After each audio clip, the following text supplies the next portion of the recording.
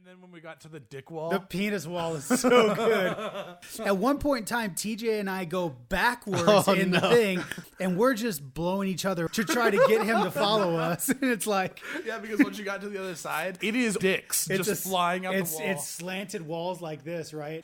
But every 10 feet or so, this battering ram penis just goes whack out of the wall. Literally like a penis. Yeah, Really? and if it hits you, I mean, you go flying and just die. And they're moving, some are staying constant, but you have to jump from one penis to the other. We all made it with some, it was tough. It wasn't hard, it wasn't easy by any means, but it took a friend of ours, David Brocker, an hour and a half.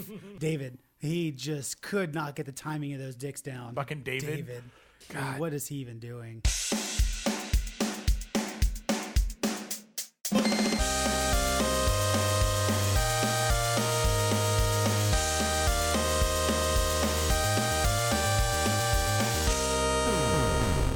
This is Twin Stick Radio, episode 69 for the week of May 69. May 16th, 2019. I'm one of your hosts, Trey Higgins. I'm joined by Chris Rodriguez. Wet noises. And Justin T. Lopez. 69 just really sneaks up on you sometimes. I totally forgot. 100%. Totally We've talked about it every week. I know. And then whenever you said it, it hit me like a You know, like a 69. Speaking of sneaking up on somebody sexually. Okay. Okay, I'm with you somewhat. I totally forgot E3's in 3 weeks. Yeah. I meant to bring that up last 1,000 week. forget. Yeah. Are we just live forgot. streaming this year? I don't want to live stream. Maybe we'll just do like we did that year before. We just do a couple podcasts. Yeah. Because our living room's a fucking mess. No, that is true. And if we live stream, we'd have to do it here maybe. And that's hard because that's 3 or 4 days of shit. Sure. That we Plus used the to do internet it here for. sucks. Yeah. I don't think know. of something. Man, if we were in the new house, I'd say yes in an instant. Yeah, because we could just do it in that big old den. Yeah, we could have it set up and we wouldn't have to worry about it. That was we're balancing a freaking webcam on a book. I know, man. Yeah, I liked doing the live stream last year, but it was just it was not an optimal setup. Yeah. Anyway, back to it. Sneaky sex. Totally forgot E3 was coming up. It wasn't even on my radar, and that's on us. Yeah. Or at least it's on me. I'm always looking forward to E3. Totally forgot it was in 3 weeks. I don't. It's on. It's on my radar because it's always the week of my birthday. Sure. So it's hard for me to forget. I guess we're getting a new Xbox announcement this year, probably. Sure, yeah, probably. Sony's not going to be there. But I don't know. Sometime this year we will get a PlayStation 5 announcement. Just won't be at E3. I think it'll be PlayStation's own whatever. curated whatnot. Last year was just really exciting because we had all those leaks leading up to it. So part of the fun Sure. of that was ooh, are these leaks right? Sure. Maybe we'll get those in the next couple of weeks. Yeah, maybe. And this year it's I don't expect there to be a lot except for from Microsoft because a lot of the studios I feel like are going to hold back until the new PlayStation's announced. Yeah, possibly. Except for Bethesda, who's having another conference for whatever reason. Here's a new Fallout 76 stuff. I'll be excited about. Love that game. Or Final Fantasy 7. That's the only other thing I can think of to get excited about at E3. I'm interested to see Anthem, what they're going to do with Anthem at the EA Play stuff because they've confirmed that they're going to be there. Yeah. That's true. I got an email for it. It was I'll see the latest, and it was free EA tickets. Just fly out there. So I saw another article before. I may be in here that Anthem's going to be on EA Access. So Anthem's rumored to be on EA Access soon, around the time it launches for PlayStation 4. So it's that sucks. Apparently the article that was written about because I was gonna. Here's my thing. Sure. I have sort of been I've been at that point where I'm I kind of don't want to talk about Anthem anymore. Sure. I agree. And then that story popped up, and I was oh well, shit. Now we have to talk about Anthem because there was other things in it that were the leadership blames the customers and all this other drama. Well, according to the developer and some people on Reddit, because that's where I first saw the article at. The article is basically an Onion article about Anthem. Oh no, that's a different article. That was the one where the rumor from Anthem going first to EA Access and then I knew there was an Onion article popped up on my Twitter feed today about a guy quote tweeting at Mark Dara like saying, fuck you for doing blah, blah, blah. And it was an Onion article that was just satire making fun of it. It's like, the guy was like, whoa, hey, none of this is real. It literally goes, it's literally an Onion article. And the dude who tweeted at Dura was like being flamed hard by people. Of course. It's fucked up. Number one, there's no reason to freaking treat somebody like that on Twitter because of a video game.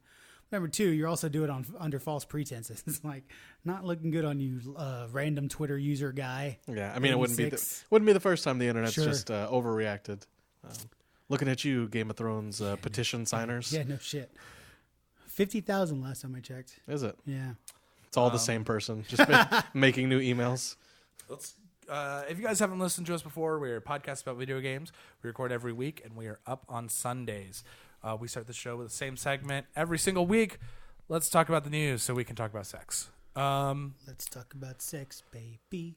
First up, Microsoft and Sony have teamed up to explore, quote, joint development of future cloud solutions in Microsoft Azure to support their respective games and content streaming services, end quote. They also plan on using the Microsoft Azure data centers for Sony's game and content streaming services.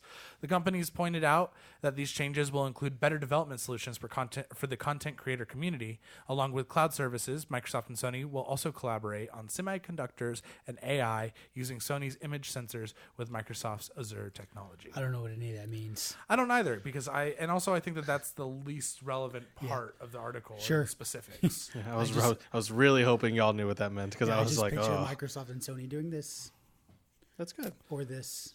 Well, I mean, It could be good. I don't know. They're working together. That's a good thing, right? Like that's one of those one small step for man, right? It's Right. like Microsoft and Sony are doing something together. I think I think that's the part of the story that's important, is that to me what this sounds like is sort of Microsoft and Sony trying to figure out a way to combat Google Stadia stuff. And I think that PS Now and Microsoft's streaming solutions have been pretty decent, but they're both not a complete package. Sure. So I think the best way to sort of fight that streaming fight is to collaborate. And so it's cool that they're willing to, like, rather than develop their own services, they're like, oh, you do something well, we do something well, let's do it together. Yeah. Now they have like a common enemy sort of thing. It's like, So are we talking like a Netflix for Xbox and PS4? I don't see why not. It's kind of what Xbox Live's Games Pass is. Yeah, so- just without streaming, you Sure. download games. I could be down for something like that. I could pay upwards of $60 a year for something like that. Justin's like little laugh is what made that work. A tweet from February 15th of this year explained that Division 2 would feature matchmaking for all activities and difficulty settings included in the game. However, according to a tweet from one of Division 2's marketing team members, this appears to not be the case for the game's upcoming raid, Dark Hours. In conversation with a fan, the employee in question said, quote, there is no matchmaking. You have to team up through clans lists, their friends list, or by inviting other players in the game social spaces before you launch the raid, end quote. The marketing team member has promised to talk to Massive in order to provide a comprehensive breakdown as to why the raid requires pre-built teams. Chris. Raid's already beaten 7 hours. Yeah. that's impressive. Yeah, not really. Don't put it past players that do this for a living. You know what I mean? True. I'm fairly sure like it was a bunch of streamers that beat it. So Was it hard? I don't know. I haven't looked at any of it yet. Oh, okay. As a outspoken critic of Destiny 2's inability to matchmake for raids, how does this feel for you in Division 2's case? I mean, I think when one of the biggest things Division 2 kind of built itself upon is the fact that every activity has matchmaking. Every single one. Even Division 1, every experience had matchmaking, even down to the most hardcore. They weren't called raids in Division 1. What the fuck were they called? Not strongholds. Damn it, I don't remember what they were called. Even those had matchmaking. And even those required some semblance of team communication. Okay, now I think that I've beat this dead horse so much that it's ridiculous, but I think every single game should have matchmaking, and Division's no exception. Because it's easy to put limitations on matchmaking with microphones. You know, if you want to jump into this matchmaking, make sure you plug in that little fucking $2 headset that comes with every single system. Right. Before before you can even do this, it has to register a microphone. I'm wondering if maybe they're just worried that people will do that and then not use it. I mean, or just troll. Dude, I don't know. The thing is like, so there's a guy, the video game writer for Forbes. I think his name is Paul Tassi. He made a really, really good point. So the argument against matchmaking in Destiny is that there's so much happening in Destiny raids that it's almost impossible for people to complete them without communicating or without knowing what you're doing. But his defense is, for every one person that doesn't know what he's doing, there's somebody that can solo the Destiny raid. And so, I mean, that right there is it just breaks your argument of like, no, you need to know the people, and LFG is like, no, you don't. There's people that solo the goddamn thing every day of the week. I would assume Division 2 is no different. It may not be soloable just because of the way Division mechanics and health and shit works. But there's no reason in the world that there shouldn't be matchmaking in any game. Well, I don't know. It's one of those things. I guess fundamentally it pulls players. I don't want to say it takes away player volition. To me, that's what that does, because it's so easy for us in Destiny it's just me and Trey playing, like, oh, what are we going to do? Let's just do a strike. Let's just do the strike playlist. If we had to find somebody just to jump into a strike playlist, what the fuck? What are you even doing? Right. Why are you taking that? The one thing we can do, why are you taking that away from us? Yeah, it's an odd barrier to put in place that Right. could potentially prevent people from Right. playing it. You know, you don't want to have all these extra steps in order to get to this thing that you work on. Sorry, before I keep going before you. Also, another thing in Division's favor is it's got a level system. You choose easy, medium, or hard. I don't know if it's like that in the raid, but every other thing is like that. There's easy, normal, hard, and challenging. Freaking matchmake and put it on easy just so you can experience it. This is also keeping me from experiencing the Division raid because I can't do it, because I'm not the type of person that's going to go to an off-site LFG to look for somebody to play this raid with. Mainly because it's really fucking annoying to have to do that. You know what I mean? It's super annoying to have to like stop what I'm doing on my game, put my controller down, bring up my phone or my freaking laptop, and start searching LFG shit. And then you got to scroll through, must have completed twice, must have this gun, need this loadout, need all, like, no. Right. And then you could find people to do it with, and then actually go through all the work of, sending invites and joining clans or whatever you have to do to actually get into the raid together. And then you might find out, like, oh, these guys are kind of assholes. I don't want to do this with them. 100%. And then all that was for nothing. Yeah, and if matchmaking was a thing, you just drop out, rematchmake again. Super easy. Anyway, sorry, Jerry. I have 3 problems with this, and I this is a different stance that I fell on before about Destiny's raids. I feel like I've evolved as a person. Problem number 1 is that I feel like it's really poor game design when you know that your community is basically people that don't use mics, for you to design content that absolutely requires mics, and not having a different way to communicate in your game. I think that's just poor game design. If you can't play a Destiny raid without communicating, or if you can't play a Division 2 raid without communicating, that's a flaw you should have thought about. Sure. My second problem is that there's sort of this idea that developers are afraid to let players fail. They're going to get in and matchmake, and they're not going to succeed, and they're going to get frustrated. But a lot of these raids have really strong openings, and they really compel you to want to find a team that can get you through that. So if you want people to go and like make teams and have mics and shit, a really good way to get them to do that is to allow them to jump in and fail. Yep. My third problem is that it is complete and utter bullshit that all of these games require you to use a third-party site in order to matchmake. If you're going to force raid teams to develop naturally rather than go through matchmaking, then you need to provide the service in your actual game so people can play together. Yeah, I shouldn't have to use a smartphone or an iPhone to find people to play a Destiny or Division raid with. I agree 100%. Yeah, I don't know. It's just it's I use this word a lot. It's archaic to me, especially when you've got something like World of Warcraft that's about to be its 15th anniversary, where you're in a 40-man raid, and guess what? Not every single person in that raid has a mic communicating. There's like 2 dudes with microphones barking orders. Yeah. That's how those raids work. That's how they're designed. But if a 15-year-old game could have done it 15 years ago, there's no reason in the world why we can't do it now and still make it fun and challenging and where you need coordination.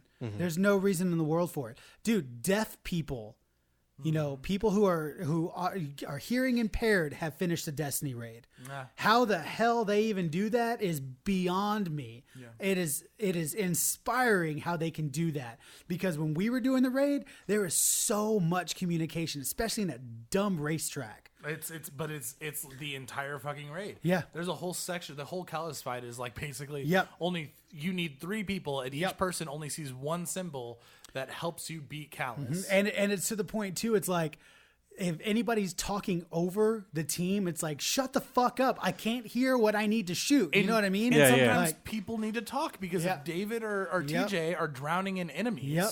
one of them needs to say, "Hey, I need some help over Yep. here." But you can't fucking do that. Like there were Yep. so many times where it's like the only 3 people that should be talking are the 3 people that are in the fucking void. It was Rich, Trey, and Daniel. They should be talking, but TJ, Dave, and I are outside, like, trying to take on waves of enemies, and like, we got to talk to each other. It's like, Tej, barriers up, do all this other stuff, but you can't because of that very reason. I don't know. I think it's archaic. I think it's dumb, and I think one good thing out of this is I think Massive is insanely good at listening to their player base. So I wouldn't be surprised if we see matchmaking in the raid at some point in time. or just a fucking group finder. Yeah, a group you know finder what? would be great. Without if you're gonna stick to not having matchmaking, let's go group finder. Yeah, sure. Group finder would be amazing. The boys on Eat, Geek, Sleep, Repeat talked about this. Just this rolls week. right off the tongue.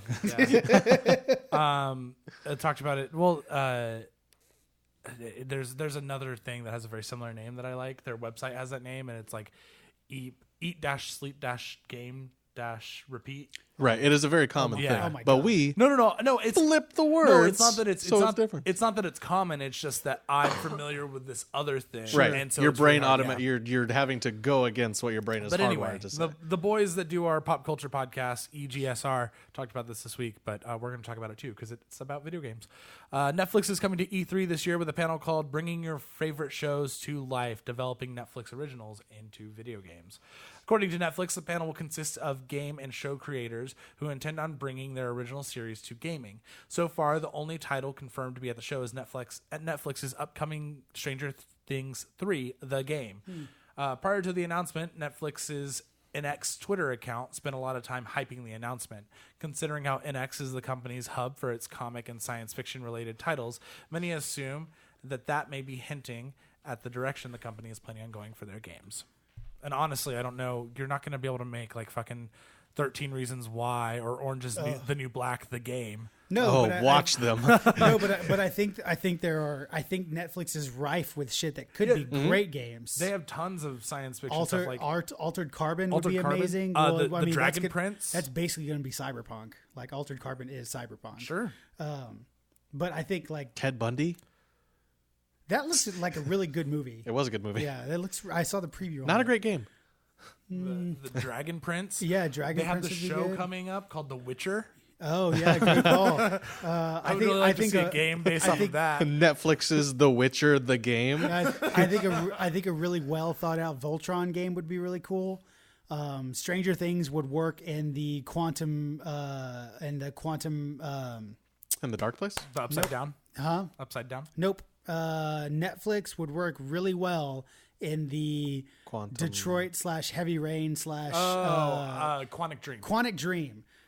Stranger I Things. thought would, you said the Stranger Things. no. Stranger Things. That universe would work extremely well in that Quantic Dreams type gameplay. Well, That's what I was thinking, except for for Black Mirror as well. I think that'd be kind of cool. Well, yeah, I was thinking in EGSR, someone said the Black Mirror, and I was like, man, that would make a really good anthology game, like the guys that did Until Dawn are doing. Yeah. Yes, exactly. And it's a bunch of random games Yeah. that are all based in the same universe. I think, yeah, you're right. Black Mirror would be really good. Yeah, dude, it's fun. It's cool. Yeah.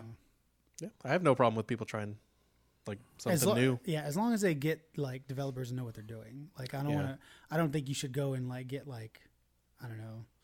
I don't know. I don't want to say anything bad because indie developers are great. Yeah, but I It's mean, like Netflix has kind of been dipping their toes into the interactive scene like for a little bit now too. Once. No, because Twice they did a Minecraft one too. Oh, well, not only that, they have I think it's called You versus the Wild. So it's Bear Grylls, except you can like choose like oh, you're hanging on a cliff, but there's a cougar underneath you. I can't. Or no, there's a cougar above you. Do you climb up and face the cougar, or do you let go of the cliff and face the fall? And then you got to like choose what you would do, and then it would like you would be like, I'd oh, like to do less than that. well, you know, And Bear Grylls would do it. yeah. Well, Is there a way to kill Bear Grylls? interactive. Sure. Also, the other thing about that is the only one of those No, experiences that I've played is the Bandersnatch, Yeah, I did that one. Too. and that thing is fucking awful. It was terrible. It's awful, and it's not even awful because of the quote unquote mechanics. It's awful because it's an awful story. I agree. You know what else And is an awful story? Some politician in the UK fucking a pig. that was a great story. It shouldn't be the first episode, but It shouldn't be. Still have not watched Black Mirror because of it. I think I everyone. tell everyone just to skip that one, and then. But it is a great episode. nobody- Just go back to it. Yeah, nobody told me to skip it. Audience members, if you're looking to get into Black Mirror, the thing that you should start on is their Christmas special, White Christmas. It is a really good introductory because it's like, I think it's like an hour and 20 minutes long, and it's 3 separate stories that all sort of link back to the overarching story. But you sort of get a taste of what Black Mirror is because each of those stories are very different than one another. So it's a good way to jump in. Yeah. So Netflix. Love, Sex, and Robots was cool. Love, Sex, and Robots was so fucking cool. There was like a few that were like, this one's not. This one That's isn't the great. anthology one too, right? Yeah, Like, yeah. That's the best part about like having 5 to 20 minute Sure, anthology yeah, episodes. yeah, 100%. Is when you stumble on one that's bad, it's like, well, I'm still gonna watch this because Yeah, it's only 8 minutes long. Yeah, I personally really like the first one was really good. Oh, the The monster one- fighter. the Monster Fighter one, and then I like the one when they wake up from the cryopods. that one was awesome. But That I one was also really cool. the one I really liked was the one with the stripper where she kind of like flipped like the story like flipped on and that was super That fucking one was cool. good too. it's on my list of.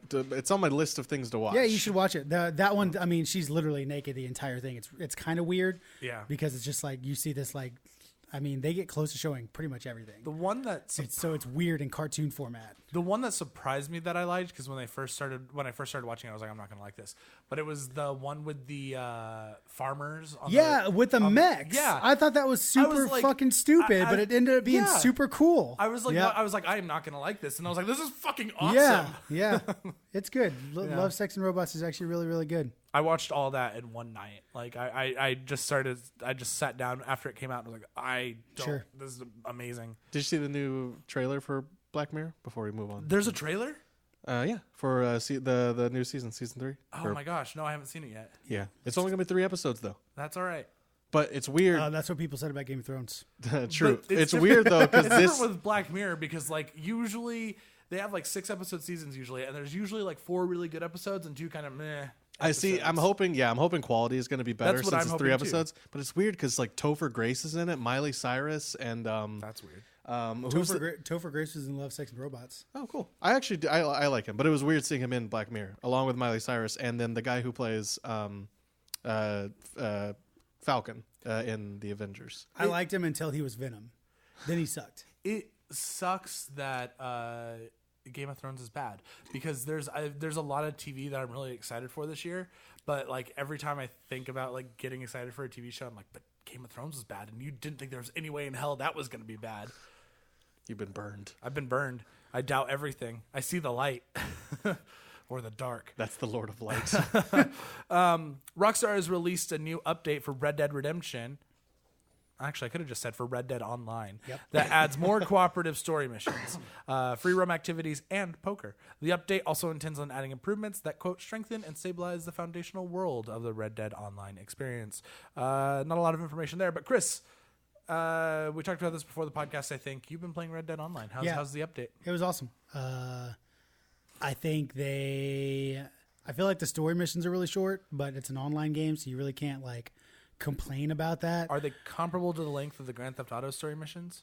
Like I said, I don't know what story missions you're talking about in Grand Theft Auto. I really don't remember there being story missions. I mean, it was basically eventually there are so many story missions in Grand Theft Auto Online that they don't really follow like one plot anymore. Yeah, no, but they're like the story instances, like the one where Yeah. you're like, oh, we got to go blow up cars for this competitive dealership or whatever. Yeah, no, so It's a couple of lines added to a mission. Yeah, that There's you like a already do. cutscene and then a story mission. Sure. And then it ends. So Yeah. these are comparable, but they're more in depth because they actually follow a story. Sorry, comparable in length is what I meant. No, they're a little bit longer than Okay, those. cool. Yeah, because there's different objectives that you need to do. Like one that they just released one where a group of 4 people, you split up. One goes and takes uniforms, and the other goes and chases down a stagecoach. Well, it's almost like a heist mission. They're all those things are like mini heist missions, and like I said, they're to me they're a little bit better because there's only 7 or 8, maybe 10 missions total now, but they all tell a story. They're all telling one. The Revenge of Jessica What's Her Heads. Yes, exactly. Jessica What's Her Heads. Mrs. O'Hare or something like that. I can't remember. Anyway, they're good. They're fine. They're a little short, but it's not a huge deal. I guess they're short to me because I had already done them before, and then I just did the last 3. But I think if you started at the beginning and then like worked your way through, it'd be a really cool, like probably weekend long experience. The economy's way better. Okay. I feel like when I got in there and I started looking at all the new shit I could buy, I wasn't overwhelmed by like, oh my God, how am I ever going to afford that? A can of beans. Yeah, you remember all that? Oh, dude, yes, I remember. And then like, because like Grand Theft Auto still kind of like suffers from this. It's like, man, that's a super cool car. It's $25 million. How the fuck am I ever going to get that? Yeah, there's cars in that game that are like $100. Yeah, and so you don't like I don't- $100 real dollars. Yeah. Yeah, yeah, I don't quite feel that way in Red Dead because like the one horse that I want, it doesn't unlock till like level 58, which is, again, we've talked about this. The whole like unlocking shit by levels is a little annoying. But it doesn't unlock to level 58, but it's only like $900. Okay. And so like by the time you're deal's not level bad. 58, I should have $900. There's no reason in the world I shouldn't have $900 by level 58. So you were saying before that like completing a story mission, you get like $1,000 or something, right? no, not that much. You get like a gold. Like on the first completion? Oh yeah, on the first completion, you get a pretty good amount of gold. You should have $900. Pretty good amount. Yeah, pretty good amount of money. Assuming you don't lose it all in poker. Sure, yeah. And so they've made improvements. It's also just fun. We had just a shit ton of fun running around that world. I'm excited. Because you tagged me this on Twitter Yeah. whenever they announced Yeah, it. I'm excited to hop back into it. Yeah, because you didn't play it with us. No, I'm still excited to play this, especially with the next news thing that we have about it. Especially since you can play Hipster Trey. Exactly. Hipster Trey the Cowboys, yeah, Hipster Cowboy But, Trey. No, you know, I am the modern cowboy. You are not hipster. I'm not a hipster, No, but I'm no. modern. I have been a hipster in Rockstar Dude. games for almost a decade. Like I It's pictured Trey walking into this game, super clean shaven, faded, undercut pompadour, and he is going to be rocking the cleanest get up you've ever seen. probably flannel Yeah. and some nice tight jeans. Yeah. I look like I just got should- off of like Brokeback Mountain. Like I'm just I wearing know, like straight like- up like what like Heath Ledger probably Yeah, wore. I look like I just bought some clothes and rolled around on the dirt. That's literally what my character looks like. But part of the decision to not play Red Dead Online sort of came down to the fact that like I didn't want to jump in and start playing a game that there wasn't a whole lot to do yet. And Sure. I have full faith in Rockstar that by the time that we hit November of this year, there it's going to be, and especially again with this next news update, that's probably what's going to push me into playing Sure. it. But that's sort of what I'm waiting for is like a really good reason to start Yeah. getting in. And like Justin said, they added poker, which is a shit ton of fun. The first time I played poker, it was I'm gonna preface this by saying it was a good game. It was a real game. I kind of wiped the table with them because I don't think they really knew.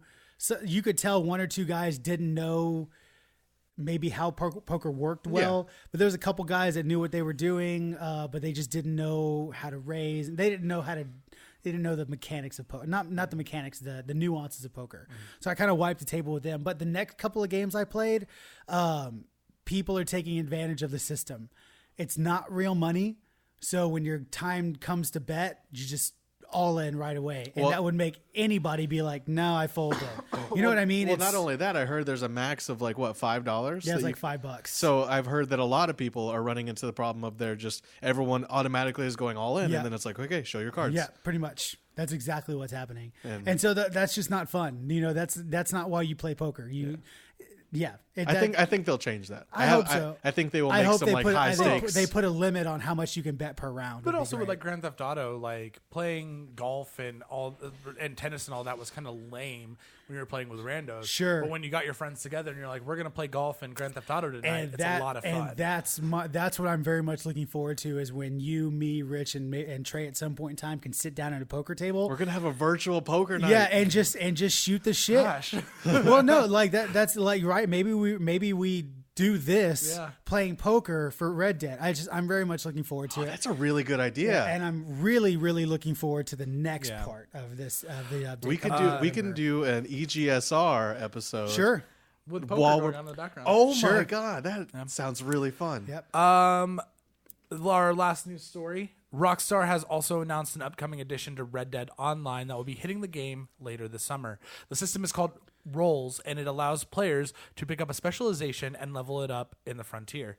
The system will start out with 3 roles, and players can choose to advance 1 at a time quickly or 3 at a time slowly by mixing and matching the various features from each role. The 3 roles are as follows: the bounty hunter, who hunts down wanted criminals. Criminals. Collectors, they focus on finding and selling treasures, and the trader, who builds a business in their camp. Each role will offer their own gameplay loop along with role-specific weapons, outfits, and cosmetics. I'm super looking forward to this. And it's very cool. something that like I don't think could ever work in Grand Theft Auto Online. Nope. Because progression in that game is built around currency and buying the better houses and cars and planes and jets Sure. and all that. But for Red Dead Online, we had talked before, like how are they going to stack progression like that? Because there's only so much you can do in the Wild West. This is perfect. Progressing a role, like becoming a level whatever bounty hunter. Yeah. Oh, and- That's how you get people to keep playing. And now it kind of buys into the whole like you're almost having your own gang. Like now Sure. it's not 100%. we all just do the same thing. You have different specializations, so you're helping the 100%, gang in yep. different ways. That's really cool. Yeah, I think I've always used this example, and wow, I always go back to when it comes to online games. I always go back to World of Warcraft because it just has so many perfect examples of why MMOs work and the power fantasy works is because in World of Warcraft there's a sword called the Fatebringer, if I'm not mistaken. I believe that's what it was called, and when you could get it, only like 500 people out of the 11 million players had it. So when you see somebody running around a world and they've got Fatebringer on their back, you're like, holy shit, that guy did it. You know what I mean? Like that guy is like, oh, lights are shining down on this cat. I really hope, and maybe to not to that extent, but like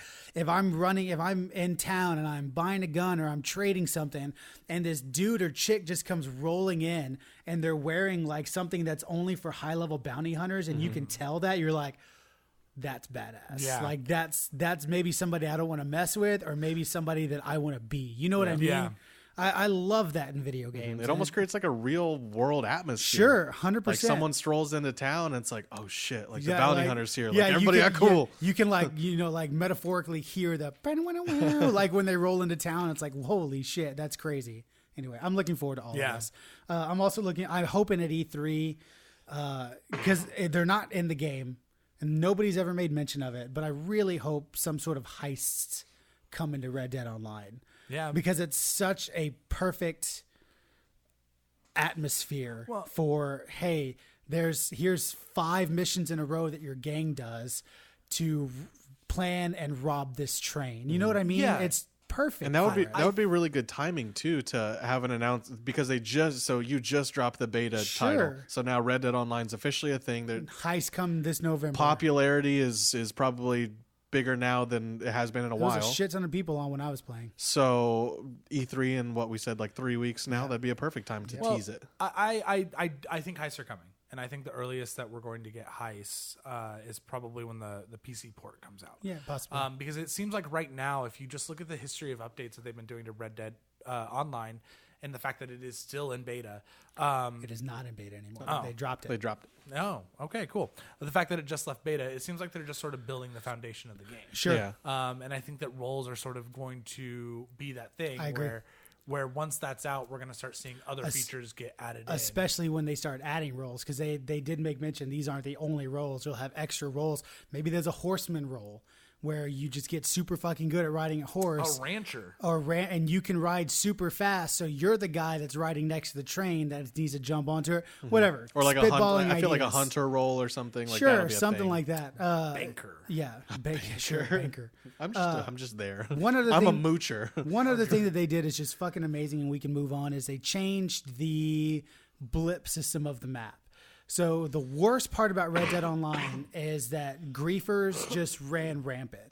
Like anybody could come up next to you, lasso you, and drag you for miles. And it could was do the most Why didn't I annoying play thing Red in the Dead world because Online? all you want to do is hunt.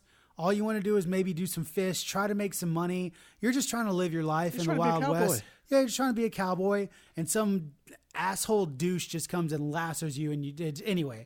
This Yeah. is why Westworld would never work. Yeah, this is exactly why West. That's 'cause exactly what That's happened in exactly what. Westworld. Yeah, that's exactly what this is. And it didn't work. And so they added a new menu where you can be in offensive or defensive mode. Offensive mode, all that's go. You know, you are fully. It's kind of like the thing in Grand Theft Yeah, Auto, like right? pass. Yes, Passive exactly, or exactly. whatever.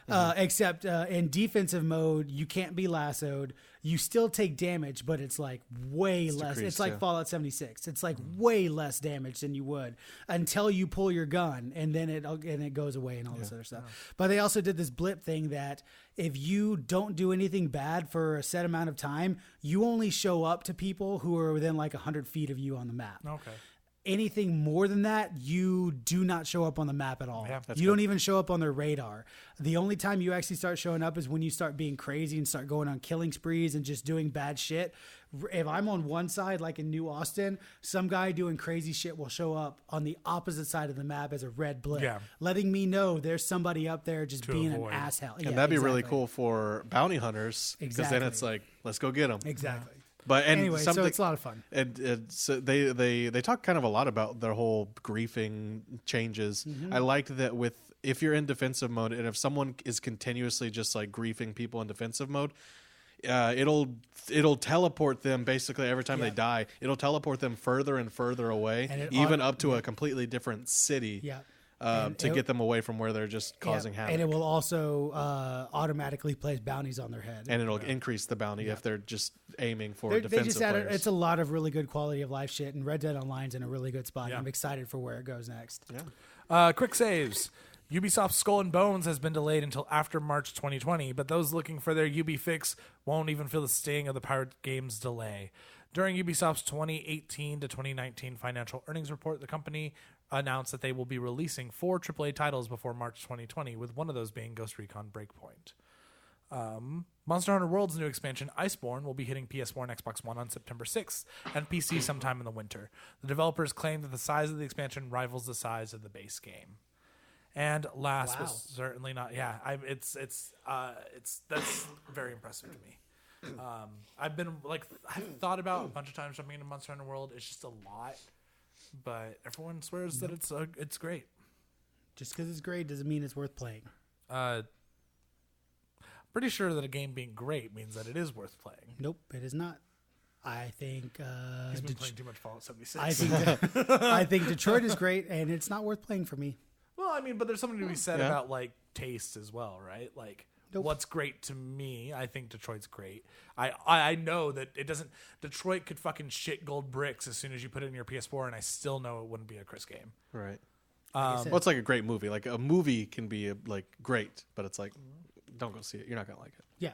You know. Nintendo had a direct for Super Mario Maker 2 earlier this week.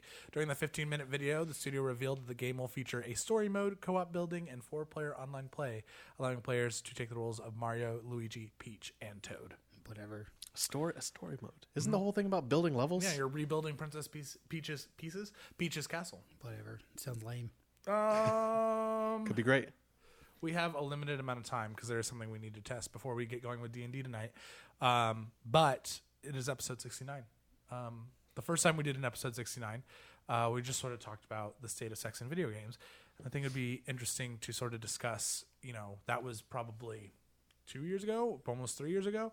I think it would be interesting to talk about have things changed?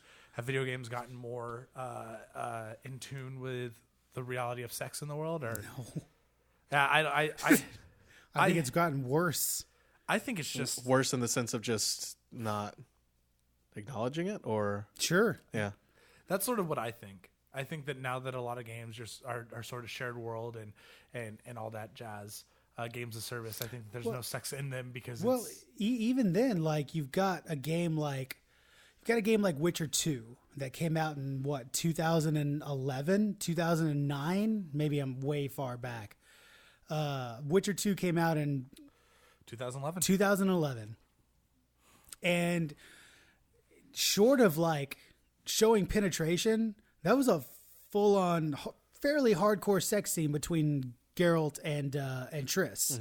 But you got a game like Witcher 3 that came out in 2015, and even the minor sex scenes in it never even came close to that. Maybe because it was a higher profile game, and I think developers understand that. And in the video game world, I don't think sex necessarily sells. Does that make sense? Well, I think it would almost affect their sales if all of a sudden this article came out about Witcher 3 that has like, hardcore sex scenes in Witcher 3. I think that would affect sales negatively, and I don't think people want to do that because we've talked about it before. In America, we have such a stigmata about sex that stigma. Okay. I was reading something about stigmata earlier. Yes, those are the weird things I read about. But I think in America we have this stigma about sex that it's like we have states that are passing just unbelievable laws about it because of it. But should sex sell in video games?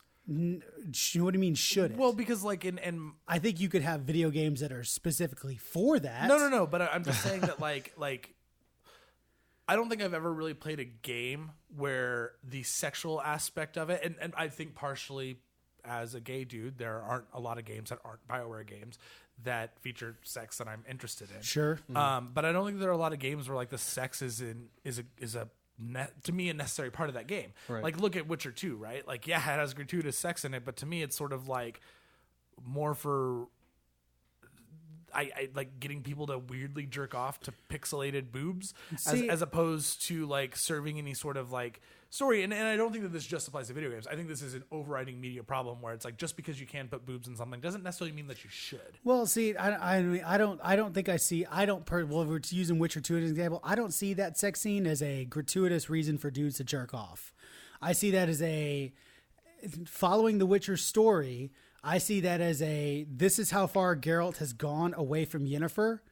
Does that make sense? No. I definitely think and even in movies, like people are like, why is there even a sex scene here? It's like, well, I think if your view on sex is one thing, like if your view on sex is lean toward one side where it's like, ew, icky sex, right, then you're going to think that it's like, why is this girl even naked on the screen right now? But if you like, at least my viewpoint of sex is like, it's sex. Everybody does it. Everybody wants it, and it's not a big deal. Mm-hmm. So I look at that thing, and I look at the story beats of it. It's like, oh, I get it. This is Geralt like literally not realizing his love for Yennefer, and this is how far he's gone because of this fucking this crazy spell. And it's also how far Triss is gonna go to be a bitch. Well, you know what I mean? Yeah. My point isn't that sex isn't something that should be in video games at all. It's more that like when you look at Witcher 2, right, and degrees of how sexual it is compared to Witcher 3. Sure. Which I haven't seen the Witcher 3 sex scene, so I don't know. It's Geralt and Yennefer on a fake unicorn. But nice. I think that,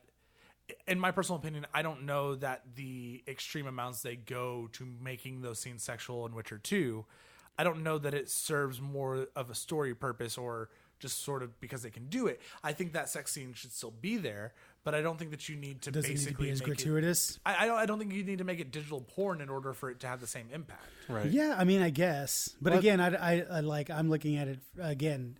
We may have the same views on sex, but to me, sex isn't. It's not a huge deal. So seeing boobs and a penis on freaking anything, it's like, oh, whatever. Well, I think it's like kind of to Trey's point, like it's an interesting. Maybe it's just a trend that's kind of starting to reflect even in games. Like you said, like I would never play a game for it's like, oh, like it's sexual content or anything like that. And I think that maybe they're just kind of realizing that it's like there's no real reason for this being in here, so maybe we shouldn't just throw it in for the the purpose of just doing it. Yeah, so to go off of Trey's point earlier, to an extent it may be changing, but because we as a culture, I think we're consistently changing about sex, right? I think in the 50s it was like, oh, sleep in different beds, right? 60s and 70s comes along and it's like, hey, just be naked and free, right? Like everybody fuck everybody else. Gen X comes along into the 90s and it's like pretty conservative, right? I think the 90s was a huge rise in Christianity. You saw a huge rise in Christianity with like hip non-denominational churches popping up all over the place into the early 2000s, and it became like this thing you don't talk about, right? Yeah. Parents don't talk about it with their kids, which is insanely apparent anymore. Well, being Christian, like around that time, like being Christian became cool. It was a commercialization of Christianity that I think so, that we had never seen before. And so the whole abstinence ring. Sure. And so along with Christianity comes abstinence and waiting till you're married, right? Not even talking about sex. But then like in Trey's generation in particular, I'm not saying you guys don't have sex, but you're the millennial generation, younger millennials than me, you guys don't have sex. I think that's because there's sort of like this ingrained freedom where a lot of times when you're looking at the 90s specifically or early 2000s is because sex was such a subversive thing, people were having it because part of the fun of sex was the fact that you shouldn't be having it. Right? It's like it's a taboo thing. And I think for a lot of millennials, like we grew up sort of a little bit more sexually free, and so we're not having as much sex because some of the fun has been taken out of it for it not being subversive. Sure, I think some of it is like that. I think, to me, at least in my opinion, the biggest majority is that you guys don't like talking to each other. That doesn't help. I think socially, because for the most part, unless you're looking for a wife, sex is a social thing, right? Sex is something that's like, hey, I have this connection with somebody, and I want to share it in a way that feels fucking amazing, right? Right. So, I don't, in that, like, again, that 2010 and beyond, into, where we're at now, the idea of having a social culture, it's there, but it's so not that I think that's affecting video games and movies as well. I think if you look at movies, and you guys could tell me a lot better than I know, because I don't watch a ton of movies, but for the most part, I think every fucking movie in the 80s had a fucking sex scene in it. Yeah. Hell, Top Gun, a movie about jet fight, guys who fly jet planes and have shirtless volleyball games. There's a lot of sexual overtones. There's Top Gun. Sure, but my point being is a movie about that. There's a sex scene in it. Yeah. I think there was like random sex scenes in like Rocky. I think not so much anymore. No, right, and that's what I mean. Like in the 80s and early 90s, there were sex scenes in everything. But movies anymore, there's at least movies I've watched.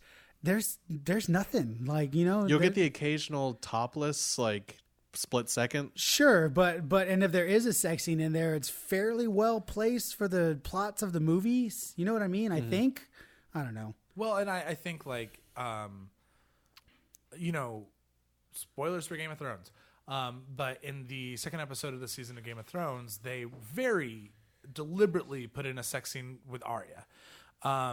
And although the actress is 22 or 23 years old, and although the character, according to the writers, is 16 or 18. No, they said she was 18. But meanwhile, like little Sam is like 2 still. But whatever, because time isn't an actual concept in real life.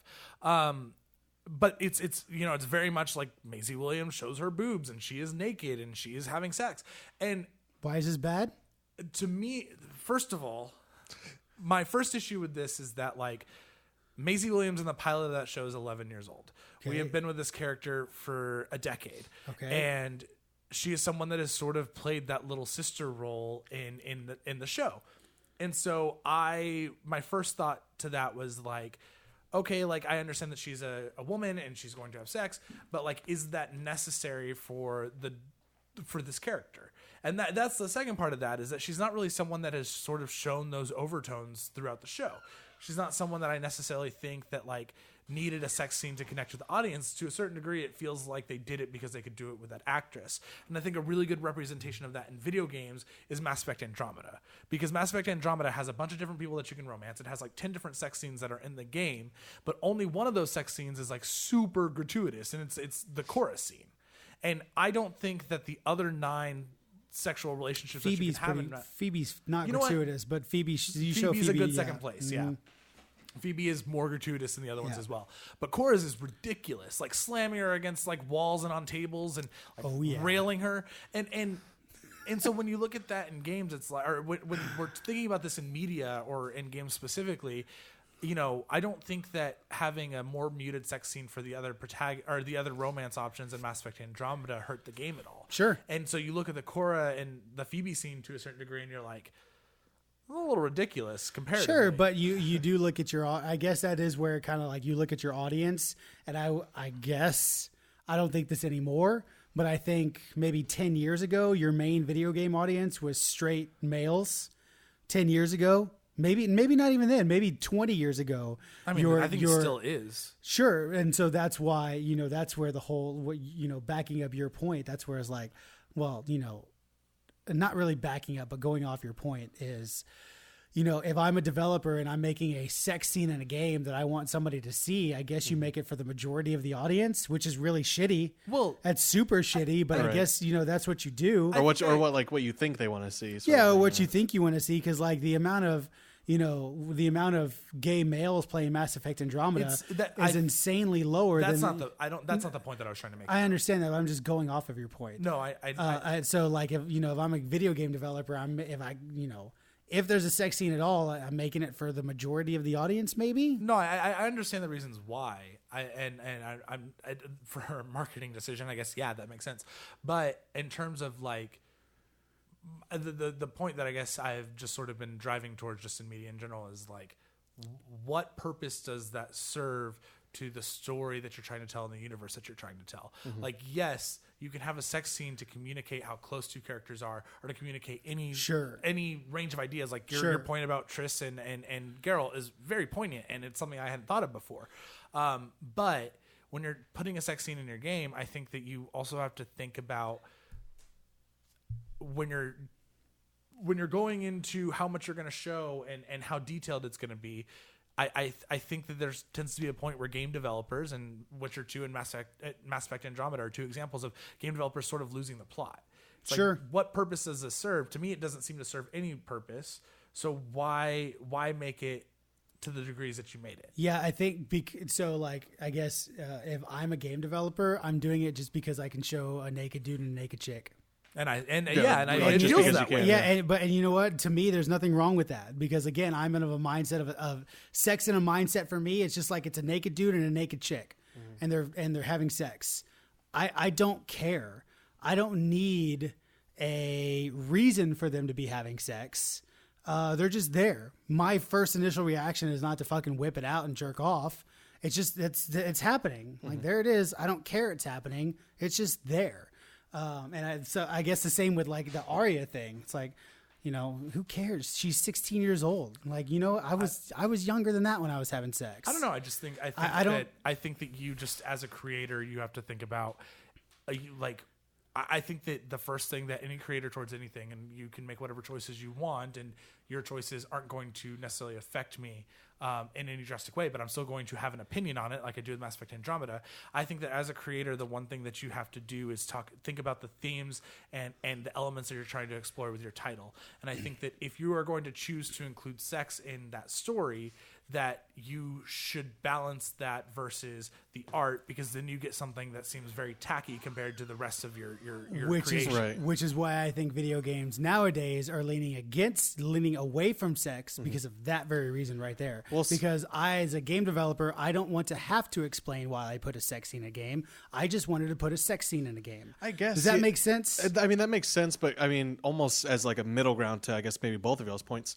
Like, if we're trying to strive towards a place in society where sex is not necessarily taboo, that it is norm, that we can just look at it and not think too much of it, then I think in some ways, or in some instances, most instances, it should have a purpose, like Trey was saying. Like, don't necessarily put in a sex scene just because you can or just because you want to. Make it have a purpose, but also like that makes it like it having a purpose makes it okay. Well, but because then you can sit there and watch it and be like, I know why this is happening. But the issue is, and I'm not pointing out Trey or anything. I'm pointing out people that have that mindset and maybe even more extreme. Is that you're going to have to explain every sex scene then. And sometimes, then why put a sex scene in at all if you have to explain it? But that's I feel like that's if you put kind an of element in your game and you don't want to have to explain it, then it shouldn't be in your game. Right. Like we Right, so don't which see is- we don't see every time a character like eats or poops. Which is because it why happens. I think sex in video games is becoming a lot less of a thing because developers, as if I was developing a game, I wouldn't want to have to deal with, the more extreme side that you're on. I don't feel like it's that extreme. Maybe no, it's not you. The more extreme side that you're on. You're on one side of the fence where you think you should have a reason to have sex. I'm talking about people that have a more extreme opinion than you do. Oh, I see. Okay. like- Yeah, not you. I don't want to have to deal with that side of the fence just because I want to put a sex scene in a video game. So I'm just not going to do it. And I think that's where most developers are. That's like, there's no reason to have a sex scene in Division, Destiny. There's no reason to have sex sines in any of these things. Right. You could write if you work hard enough, you can write around it. If I wanted to show Marasov naked, there's already a romance between her and Saladin. Let's just fucking write it in there as a sex scene. Like, why the hell not? It's like, me personally, be like, oh, well, whatever, let's just do it. Be either funny, entertaining, or whatever it is. Like, freaking rub off material for dudes and chicks. I don't know. But I don't want to have to deal with, like I said, that extreme side. So we're just not going to do it. And that was the thing about like 80s movies is like there was sex in every fucking movie. Right. Because number one, like you guys were saying, it's taboo and people wanted to see it. But now anymore, it's like, well, it is still taboo, but it's not because I think people are more open to sex. They just don't talk about it and or do it as much. And so now that sex isn't taboo anymore, you need reasons for sex. Does that make sense? Right. I'm old. I don't need a reason for sex. Well, You know what I mean? I think that might be part of that new millennial life. Like, Sure. Because to me, like, if I really want to go see someone get railed, I got Pornhub on my computer. Sure. If I want to get railed, I have Grindr on my Sure, phone. but it's just like, it's my nice having my that breakup. access to sex is not limited. It is more abundant now than ever. And so Sure. for me, like, the taboo side or the edgy side of putting that stuff in your video games and movies, it doesn't have that effect on me anymore because now I'm just like, okay, but like if I really wanted to see this, I would just go on fucking Sure, Pornhub. but Yeah, like that's it's such a weird mindset because I'm of that. It's like, hey, if you're gonna show me like two naked people doing it, sure, I don't care. It's a brief 30 seconds of a little bit of entertainment between me shooting aliens in the face. Yeah, I mean, I like guess, sure, I'm totally in. Like I don't care. yeah, but I mean, I see where Trey's coming from. 'Cause I do it's like, too. why, like, because I like for me personally, like, I have no hangups on like seeing sex. Or You anything watch like porn daily, That. Yeah, exactly. That sounds really bad, but but it's true. in some ways it's true. No, but it's it's not what it very sounds true. like. I get paid to do it. You do get paid to watch porn. Anyways, You're just digging that hole deeper. I buddy. know. But yeah, like in some ways, there are still taboos, but also, like Trey said, there's so many different like ways to watch porn now. Sure, no, I to where get, now no, it's I, like I totally get Yeah. y'all's point. I'm just like, I have no- in no way, shape, or form is watching two attractive people have sex bad, right. right? If there's two guys that are super attractive having sex right in front of you, you're just gonna stop and watch for a minute. But if And it's there's- but if and it's in there's- a video that's- game and it's pointless, then it's like, why is this happening? but that's the thing. But that's the weird disconnect about A, being a millennial, I guess, and B, being gay, is that, like, maybe it's that those sex scenes don't do much for me. Sure. And so maybe that's why I'm like, why the fuck do I need to Let- see this? actually, let me But ask you like, this. that counterpoint, though, is that you just said, like, what if two dudes are nailing each other on the thing? I would immediately be like, That's there's what I- some sort so- of artistic integrity here. So that's because what I- nobody else does that. So, like, that's- And that's a really funny way to look at that. But is it? That's the thing. Is like, let's say there was a sex scene between Dorian and the Inquisitor, and it was pretty raunchy. Like, I'm not talking like full on porn, but I'm talking like, yeah, if you're gay, you're gonna get a little freaking, feel a little chubby in your pants because of it. So what I'm saying is like, and like you were saying is like, you try to justify it, but it's like, why? No, like it's but just I don't, there. I don't even like. It's funny though, because like this is a real thing, and not to talk about Game of Thrones again, but a lot of the early seasons of Game of Thrones there were a lot of scenes where two people are railing and then they're talking about something, and some of those scenes up until at least season 5 are Loras with Renly, are Loras with a male prostitute, and when I think about those scenes compared to the other sex scenes in that show, and because it's gay and because it's something that's not even in the Game of Thrones books and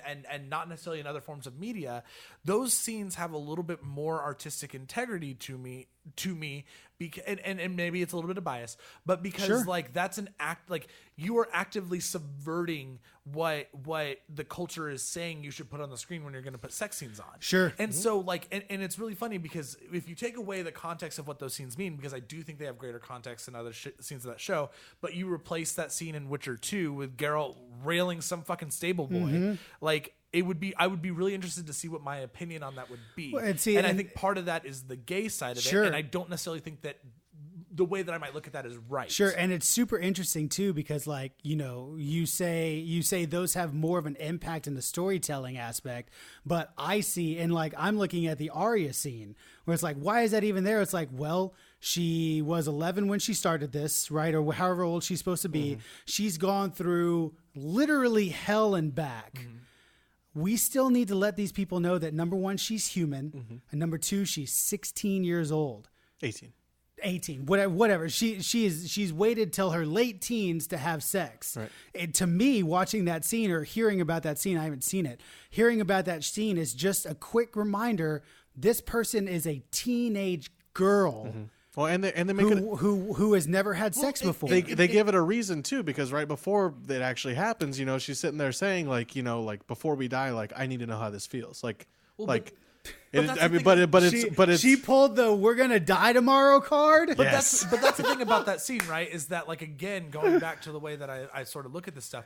The problem with that scene is not that Arya is having sex. I think that's totally fine. The problem with that scene is that they filmed Maisie Williams like they filmed characters in season 1, and I feel like that character deserved a little bit more respect. Yeah, I think that aside, I'm just talking about the sex scene. The sex scene act is fine. the act of the sex scene, The not gratuity is my issue. Yeah, how they filmed it, I don't fucking care. Like, number one, it's just like let's be completely honest here, guys. You've watched this show for 10 years. I'm not saying everybody, but there's some probably weird dudes out there that were thinking like, man, I would love to see this chick naked. And so the creators of the show, hey, how far are you willing to go? Because ratings probably spiked, or maybe not spiked, but people like that scene, right? I think I was scrolling through Reddit and that GIF of that scene showed up on the front fucking page, which usually porn doesn't ever show up on the front page of Reddit. Like this shows up on the front page of Reddit. So it's like it was a big deal to weird, creepy people. And that's probably why it's gratuitous. But the act of is there and there's reasons for it. There's reasons backing it up. Is there a reason why Korra's getting rammed and just fucking railed in Mass Effect Andromeda? Maybe it's showing the fact that they don't think the human race survived. Maybe, you can create whatever the hell you want to create. Like, hey, we're the last of the human race. Let's just fucking go crazy. Well, but you can create as many things as you want. Is it necessary? No, but again, like from a 36-year-old guy's standpoint that just has I have no qualms with sex whatsoever. It's like, hey, I get to see two people naked doing it. Cool. The degree of that scene, the reason why Mass Effect Andromeda's scene, why that scene is ridiculous to me. Like, it's literally funny to me. I think it's funny. It is funny. I think it's so funny because to me, like what it communicates to a writer that's romancing Korra is not any different than a writer romancing X other romance character. Sure. Right? But there's this gratuity to it because it's appealing to that straight white male audience, and it's fucking funny and it seems ridiculous. And if every sex scene in that game was ramped up to 11 in the same way that one was, it wouldn't stand out as such a clear example to me. Well, also, like you gotta think about it too. It may, yes, I think the majority of it is geared toward that straight male audience, but there's women out there that love that. that love the and Sure, say but and we're talking like about they majorities. Sure, I understand, but I'm trying to bring in minorities too. Like there are probably girls out there that turned on. There's probably maybe gay dudes out there that saw Ryder's ass and was like, "Hey, that's kind of awesome." You know what I mean? That's the whole thing. It's like I think me personally, if we stop looking at sex like if sex isn't something and I need a reason for it to be there, then we're never going to be happy. Nobody's ever going to be happy. But if we start looking at it like, it's just sex, it's cool to see two naked people doing it.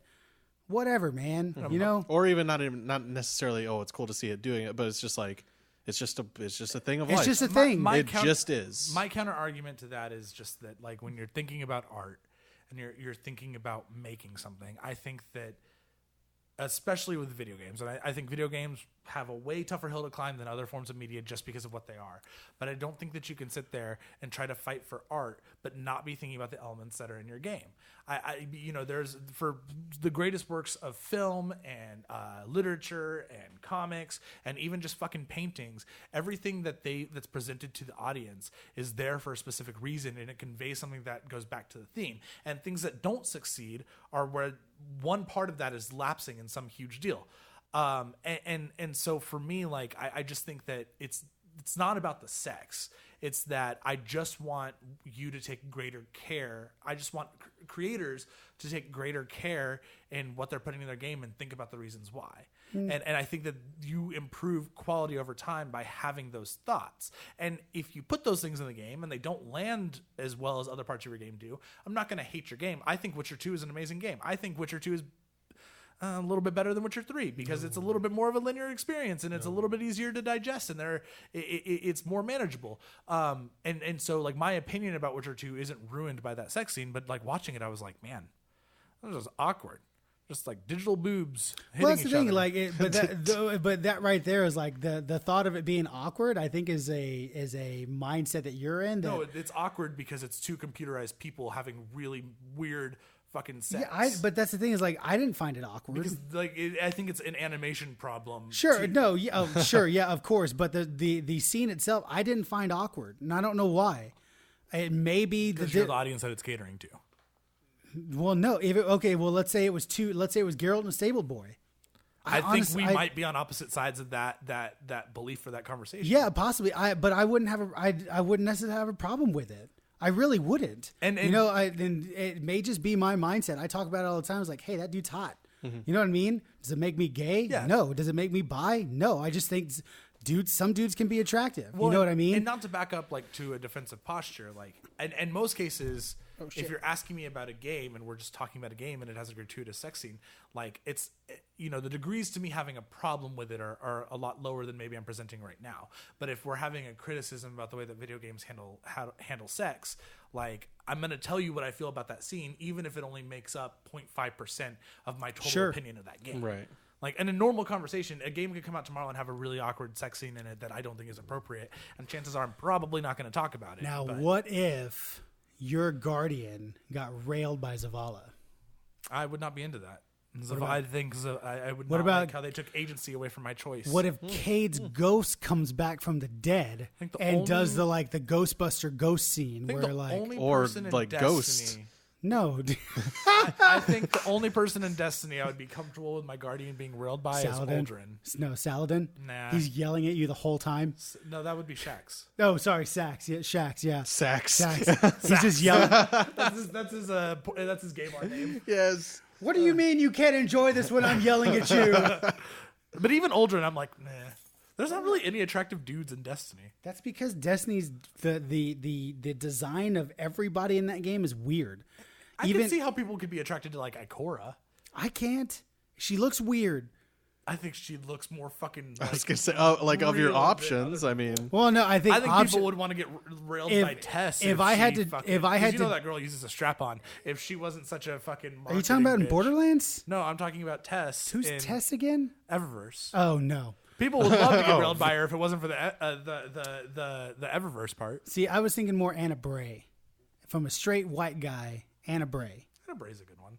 I'm not white. Straight male. Straight Mexican. I was like, what does that have to do with anything? Anna Bray. Because that's all you ever read. When you see straight, the next thing right next to it is white.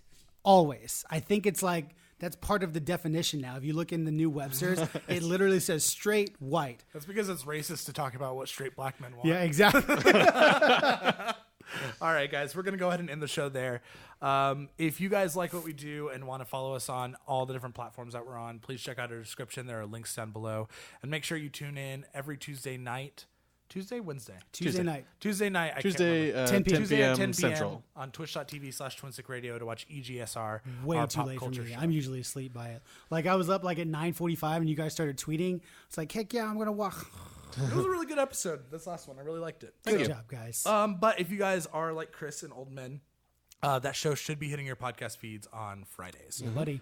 Or you can catch it the next day on our Twitch on demand. video on YouTube, demand, yeah, sure. And we're gonna start exporting the video to YouTube. Yeah. And it's still gonna be on Twitch until Twitch deletes it. Yep. Yeah. Everywhere. Just Until we're look for it partnered everywhere. with Twitch and it's there forever. All right, guys, we'll see you next week. I don't know how that works. Okay, Bye. bye.